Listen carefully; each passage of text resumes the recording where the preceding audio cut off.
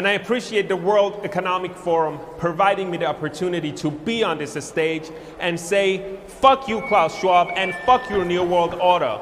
We, the people, were born free, we will stay free, and you and all of your globalist friends, including everyone in this room, can go fuck yourself. 오늘날 자유민주주의 표상이라고 할 만한 서방 국가는 사실상 전체주의 독재 국가와 다를 바가 없다고 봅니다.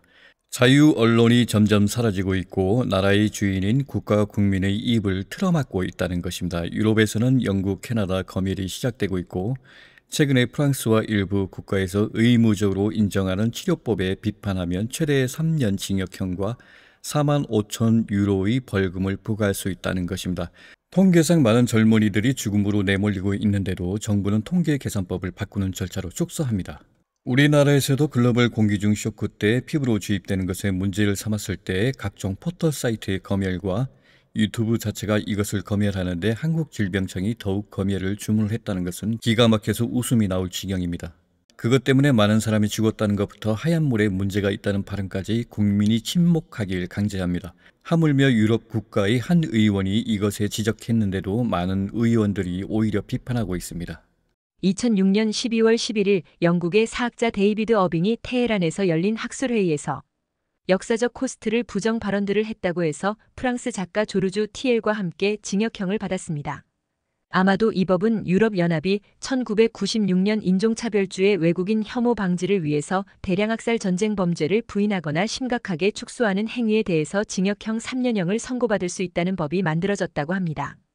표현의 자유보다 공공의 이익을 우선시함으로써 생기는 이익이 중대하다고 판단하여 역사적 코스트를 부정하는 행위에 대하여 중대범죄로 처벌하고 있다고 합니다. 1985년 그 당시 서독의 형법이 여러 형태로 역사적 코스트를 부정하는 것을 포함한 증오심 선동을 금지하는 조항을 포함하여 업데이트되었습니다. 독일 정부는 1992년, 1994년, 2002년, 2005년 및 2015년에 이 법을 다시 개정하고 강화했습니다. 유럽이나 서방에서 이 많은 자료들이 있지만 사실상 이것에 대해서 일반인이나 전문가나 유명한 사람일지라도 공개적으로 논의하는 것 자체가 불법적이고 발언 자체가 아예 금지입니다. 그러므로 아무리 진실이랄지라도 발언 자체가 법적으로 금지되었습니다. 1940년대 독일 내에서는 외국 기업들이 입주하고 있었고 특정 생산 업체들도 외국 기업이 운영하고 있었답니다. 2차 대전 때 폭격을 받으면 연합군의 피해 금액을 청구할 수 있다는 것입니다. 그리고 놀라운 것은 특정 업체가 그 집합소를 운영했다는 정보입니다. 세상의 소수 인구 기득권 엘리트가 거짓말을 하고 있다면 그 거짓말을 고발하거나 이의를 제기하는 것 자체가 불법이 되는 것입니다. 우리 집 아궁이가 두 군데나 있었습니다. 하나는 부엌에 있고 하나는 소죽을 끓이기 위해서 밖에 있습니다. 1년 8개월 동안 장작을 떼야 하는데 500만 개 이상을 장작을 태워야 하는데 하루에 1만 개 이상을 그 작은 아궁이에 장작불을 지핀다고 생각해 보세요. 하루에 10,000개를 태울 수 있는지 수학적으로도 모든 기하학 이미지로서도 말이 되지 않습니다. 사실 증거를 대면 엄청 많은 증거를 들이밀 수가 있습니다. 왜냐하면 앞서 특정 조직들이 조작된 문서와 정보들이 있는데 그것이 조작된 것임에도 불구하고 이의를 제기하고 진실을 말하는 것 자체를 부정하기 때문입니다. 어느 정도 소비에트 공산주의 정책과도 유사합니다. 발언 자체가 금지되었기 때문에 공산주의 사상에 반하는 자는 반동으로 처단됩니다. 20세기 과거는 역사서와 미디어를 통해서 통제되고 제어할 수 있었지만 오늘날 인터넷이 보급되면서 자유 언론이 있어 왔습니다. 그러나 이것마저 점점 월드와이드 웨브 인터넷 또한 통제가 되고 있습니다. 글로벌 대형 빅테크와 소프트웨어 회사들이 세계 인터넷을 장악하고 있는 시점에서 오늘날 우리는 AI 인공지능의 발달을 보고 있습니다. AI 발달은 감시 사회로 발전할 수 있는데 중국 공산당이 안면인식과 인터넷을 통제하는 것처럼 서방 국가가 개인정보와 모든 것을 검열하고 통제하는 발판으로 나아가고 있습니다. 날로 발달하는 하드웨어와 소프트웨어를 통해서 빅데이터 구축과 개인 아이디와 위치 추적, 여권, 병원 기록, 사생활, 정치, 성향, 집안 구석까지 모든 게 감시 사회로 발전할 수 있다는 것입니다. 오늘날 지구 인구는 78억 명에 달합니다. 그리고 전 세계적 추세로 선진국들이 인구 감소를 우려하고 있습니다.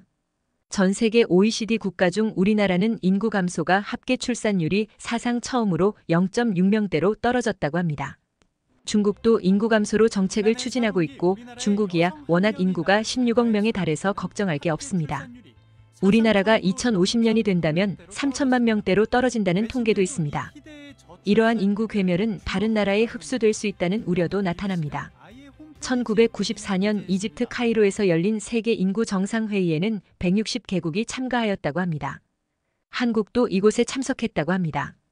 당시 세계 인구는 60억이었지만 세계 인구가 통제 불능 상태이므로 자원 고갈과 인구 증가를 막아야 한다는데 모두가 동의했다고 합니다. 당시 2030년 인구를 60억 명에서 8억 명으로 줄이자는 합의가 이루어졌습니다. 이것을 주최자들은 누구의 아이디어일까요? 전 세계 과학자 90%가 온난화가 과학적으로 맞지 않다고 주장하는 반면에 글로벌리스트들은 이 온난화 정책을 고수하고 밀고 가고 있습니다. 환경오염과 자원 고갈에 중점을 두고 한편으로는 지구의 인구가 너무 많다며 인구를 줄여야 한다는 목소리를 높이고 있습니다.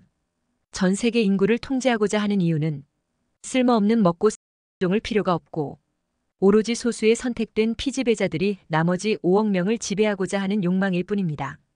사실상 그림으로 보면 이것은 전 세계 200개 국가가 소멸하고 단 하나의 국가가 이 지구를 독차지하겠다는 소리밖에 들리지 않습니다. 오늘날 대기오염과 온난화처럼 토양오염과 공기오염, 수질오염은 말할 것도 없고 대량 생산 이유로 농업의 화학비료와 농약과 GMO가 판을 치고 있고 과실들의 미네랄이 점점 희박하며 열매들은 향기를 잃어갑니다. 온통 음식물들은 유해한 식품 첨가물들이 판을 치고 있습니다. 이러한 오염원은 사실 인간 개인이 만든 것보다 탐욕스러운 서방 기업이 만들어낸 것들입니다. 오히려 역설적으로 소수의 타락한 기업들이 모든 것을 오염시키고 인구가 필요인구만큼 줄이기 위해서 병든 생산품들을 만든다는 것입니다. 지구오염은 바로 글로벌 카발이 주도하고 있다는 것입니다. 그렇지만 우리가 5차원으로 차원 상승의 길로 나아간다면 기존의 낡은 개념의 국가라는 형태는 사라질 것입니다. 모든 국가는 소멸하고 깨달은 자들이 의회를 움직이고 인류 사회를 위해서 여러 자율적인 사회기관들이 인류의 복지 향상과 과학기술 장려와 영성을 이끌어갈 것입니다.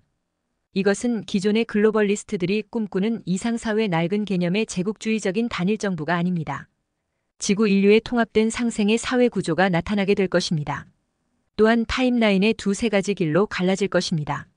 차원 상승으로 나아가는 대다수 인류와 소수의 지구재난 타임라인과 함께 전쟁광들이 가는 단일정부 구상의 타임라인으로 갈라질 것입니다. 그리고 그렇게 그들이 고대하고 바라던 단일정부 국가를 완성하지만 이것은 초고대 아틀란티스 말기처럼 스스로 자멸할 것입니다. 왜냐하면 그들의 세상은 낡은 3차원에 머물기 때문에 오래가지 못하며 스스로 자멸의 길로 들어설 것입니다.